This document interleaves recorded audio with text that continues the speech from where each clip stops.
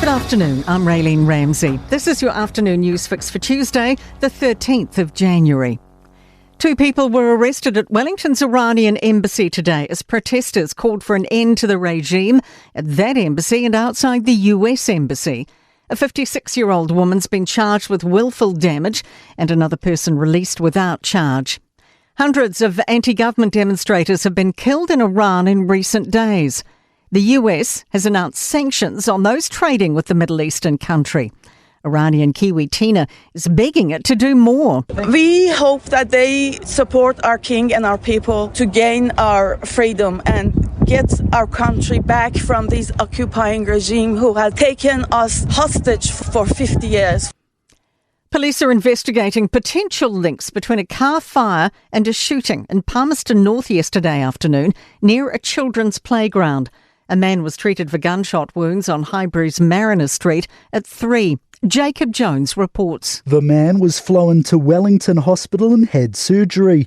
Detective Senior Sergeant David Thompson says they're looking for any connections with a vehicle fire soon after on Kerere Road. Police want to hear from anyone with CCTV footage or any information. 2 more people have been arrested in connection with a 2023 homicide investigation in Auckland's Point, England. 32-year-old Charles Pongi was shot and killed, at Taurima Reserve that August. Rosie Leishman has more. 4 men were sentenced for his murder late last year, and police have now jointly charged another 2 men with murder. Detective Inspector Glenn Baldwin says a 28-year-old has appeared in the Auckland District Court today and been remanded in custody. A 25-year-old man is due to appear this afternoon, also facing a charge of presenting a firearm. A pedestrian has died after a crash involving 2 vehicles on the Rangitike's Taihape Napier Road just before 11:30 this morning. Both drivers sustained injuries. Concerned persistent tough economic conditions are impacting young people's employment opportunities.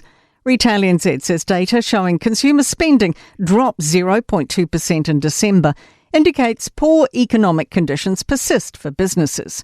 Chief Executive Carolyn Young says university students can normally get work through summer, but she says this year there's a lack of seasonal work and other opportunities. And that's going to impact people's ability to, return back to study because do they have enough money to pay for their accommodation and their fees?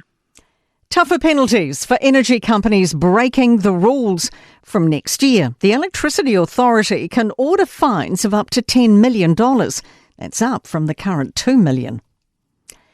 To sport and a mixed day for former champions at the ASB Tennis Classic. 2024 winner Alejandro Tabilo is through, but 2-time winner Roberto Bautista Agut is out. Miracle Failangi wants to pick up the leadership example set by Ari Savia at Moana Pacifica after being announced 2026 captain. And New Zealand Rugby's labelling the departure of their head of men's high performance Mike Anthony as a significant loss. And that is your latest news fix. We'll be back with the next update tomorrow morning from the Newstalk ZB newsroom.